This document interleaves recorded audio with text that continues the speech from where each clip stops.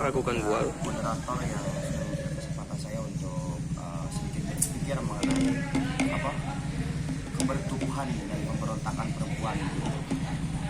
Dari sekian narasi-narasi ataupun argumentasi yang barusan dijelaskan oleh Ilham, oleh Liga maupun oleh Embul, itu sudah sedikit seharusnya terdefinisikan dengan baik apa itu kebertubuhan. Jadi ketika katakanlah manusia ini lahir ke dunia itu sudah melewati fase di mana ia dinobatkan sebagai laki-laki maupun perempuan begitu ya, terlepas daripada peran gender yang multi tafsir lah katakanlah ya, yang mana ketika penjelasan Ilham tadi bahwa laki-laki ini adalah setengah daripada perempuan, kemudian ada sifat laki-laki yang keibu-ibuan dan sebagainya. Pun ketika misalkan ada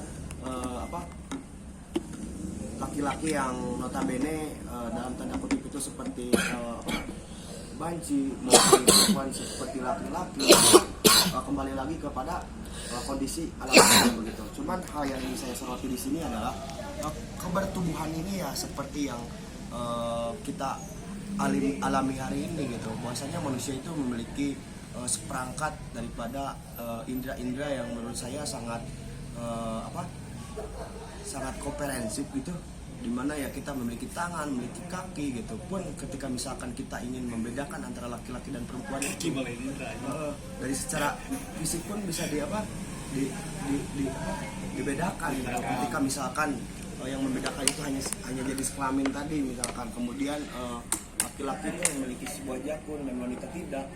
Cuman ada hal yang paling menarik gitu, kenapa gitu kan sebuah kebertubuhan ini menjadi sebuah perbincangan yang sampai hari ini tidak pernah selesai gitu, ketika dikaitkan dengan konteks sosiopolitik ataupun ketika misalkan kalangan perempuan ini menuntut daripada gerakan feminisme misalkan gitu, dimana adanya sebuah kesetaraan dalam ruang publik yang mana wanita tidak dimarginalkan, tidak disubordinasi dan sebagainya gitu. Dan ini kasus-kasus ini tidak akan pernah redup mungkin ya, sampai batas waktu yang mungkin kita generasi yang akan datang pasti akan menjadi perbincangan yang paling menarik. Kemudian ketika kita membahas mengenai pemberontakan sendiri, ya kita lihat gitu bagaimana pemberontakan dari wanita ini mulai muncul lah ketika misalkan di zaman masa bola lah, jadinya mereka tahun dan sebagainya. Peran wanita itu tidak dibutuhkan gitu kan, bahkan sempat sampaikan ketika melahirkan anak perempuan ini langsung dibunuh, kemudian dilecehkan, ataupun ya menjadi sebuah perkara yang seperti aib lah gitu, bahwasanya perempuan itu tidak penting gitu kan. Tetapi bagaimana itu eksistensi hari ini ya seperti yang kita lihat, bahwasanya ya perempuan itu diberikan hak yang hampir sama dengan laki-laki, bahwa ketika misalkan di dunia pendidikan sekalipun sekarang notabene ataupun mayoritas perempuan lah gitu yang mendominasi di ranah pendidikan, kemudian di ranah media sosial dan sebagainya lah pokoknya. Jadi pemberontakan itu ya bisa muncul daripada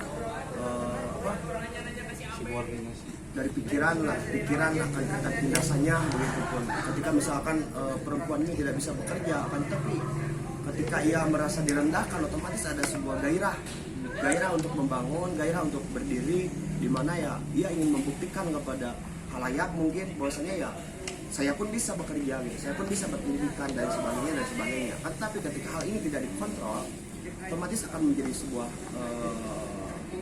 perpecahan sosial ataupun permusuhan antara gender, antara laki-laki dan perempuan gitu. Ketika misalkan perbincangannya mengarah kepada ranah politik gitu. Ketika misalkan saya pernah baca dalam buku pemikiran Aristoteles itu yang mengkritik mengenai kebijakan Plato. Jadi zaman dulu tuh ketika di masa negara nawang gitu lah pokok, dia menyimpulkan ketika negara dipegang oleh wanita tuh kan dia lebih cenderung kumanya pokoknya ketika negara dikelola oleh perempuan, mengarah ke kehancuran. dia mengarah kehancuran gitu, karena politik yang digunakannya itulah politik keluarga gitu. Sedangkan daripada peran negara sendiri kan kita merangkul daripada sekian banyak manusia-manusia yang apa sifatnya tidak akan kita ketahui gitu kan, apa keinginannya begitu. Ya. Kemudian pemberontakan dari segi hal-hal apa religius, masalah religius yang pada akhirnya ketika misalkan perempuan ini ketika dinilai baik itu mereka yang berhijab, kemudian mereka yang menutup auratnya yang sesuai dengan apa syariatnya dan sebagainya. Tapi ada hal menarik ketika misalkan ini dilihat dari sudut ataupun perspektif ekonomi gitu, dimana pakaian wanita itu dijadikan sebuah marketing, kemudian tubuh perempuan itu hanya dipersunting lah gitu ya, dipersunting ini maksudnya ya menjadi sebagai komoditas gitu kan. Kemudian ada banyak gitu bahwasanya ya pekerjaan-pekerjaan di ranah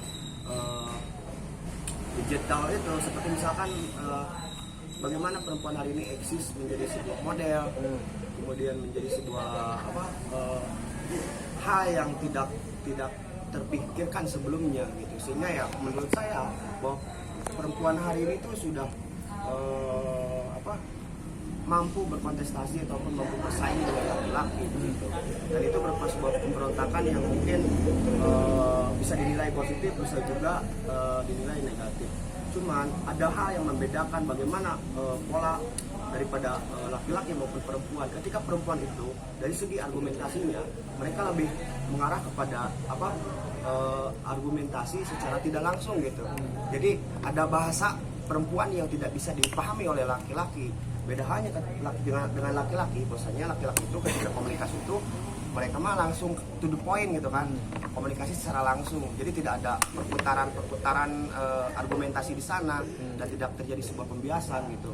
Dan inilah yang menjadi PR kita bersama, bagaimana gitu kan bahwa dari hal komunikasi saja ada perbedaan gitu. Jadi ada perbedaan bukan hanya dilihat dari segi fisik saja gitu kan, tetapi dari segi pola komunikasi pun ya ini berbeda. Dan tentu mendefinisikan perempuan itu menurut saya tidak akan ada akhirnya dan tidak akan ada endingnya gitu. Karena kenapa? Ini merupakan